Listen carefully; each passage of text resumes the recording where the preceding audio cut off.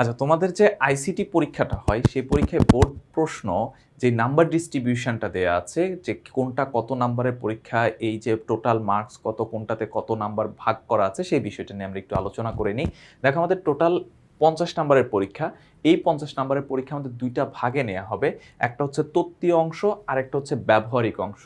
দুইটা অংশেরই মান সেম, অর্থাৎ তত্ত্বীয় অংশ 25 নাম্বার এবং ব্যবহারিক অংশ হচ্ছে 25 নাম্বার।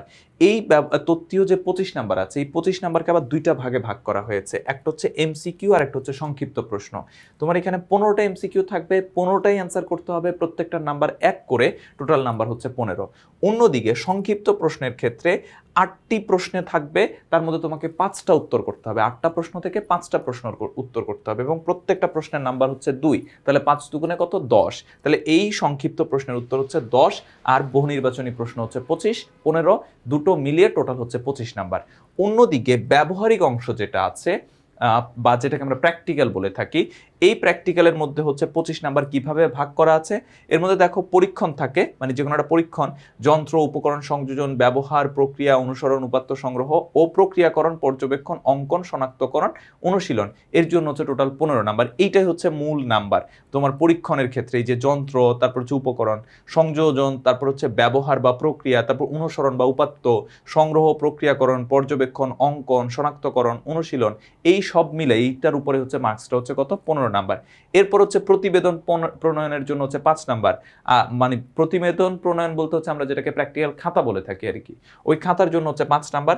আর মৌখিক অভিক্ষা মানে হচ্ছে তোমার যে ভাইভাটা নেওয়া হবে, সেই ভাইবার জন্য হচ্ছে 5 নাম্বার। তাহলে এই যে পরীক্ষার জন্য হচ্ছে 25, খাতার জন্য হচ্ছে 5, ভাইভার জন্য হচ্ছে 5, তাহলে টোটাল কত হলো? 25 নাম্বার। আর এখানে আমরা কিছু হচ্ছে যে নির্দেশনা দিয়ে দিই, সেটা হচ্ছে শিক্ষাক্রমে বর্ণিত ব্যবহারিক কাজসমূহ শিক্ষা প্রতিষ্ঠানে সম্পন্ন করবে, মানে এটা স্কুলেই হয়ে যাবে। প্রয়োজনে শিক্ষা বোর্ড ব্যবহারিক কাজের একটি তালিকা প্রতিষ্ঠানসমূহতে প্রণয়ন করে দিবে, মানে কি কি তোমরা হচ্ছে প্র্যাকটিক্যাল করবা সেটার একটা লিস্ট হচ্ছে বোর্ড থেকে পাঠিয়ে দেওয়া হবে। সম্পূর্ণ ব্যবহারিক কাজের মধ্যে সর্বোচ্চ নম্বর প্রাপ্ত 3টি ব্যবহারিক কাজের নম্বর গড় করতে হবে। ব্যবহারিক কাজে প্রাপ্ত গড় নম্বর শিক্ষা প্রতিষ্ঠানের প্রধানগণ শিক্ষার্থীদের নিবন্ধন নম্বর অনুযায়ী সংরক্ষণ করবেন। শিক্ষা বোর্ডের নির্দেশনা অনুযায়ী শিক্ষার্থীদের প্রাপ্ত নম্বর শিক্ষা প্রতিষ্ঠানসমূহ সংশ্লিষ্ট শিক্ষা বোর্ডে প্রেরণ করবেন। তো এই হচ্ছে আমাদের টোটাল 50 নাম্বার কিভাবে ডিস্ট্রিবিউট করা হয়েছে। আর এই 50 নাম্বারের মধ্যে সবচেয়ে ভালো নাম্বার বা 50-এ 50 পাওয়ার জন্য তোমার সবচেয়ে উপযোগী যে বইটা, সেটা হচ্ছে ইজি আইসিটি বই, যেখানে তুমি পড়তে পারো।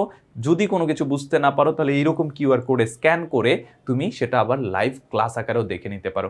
এই চমৎকার বইটি তোমরা যারা সংগ্রহ করনি, খুব দ্রুত সংগ্রহ করে ফেলবে।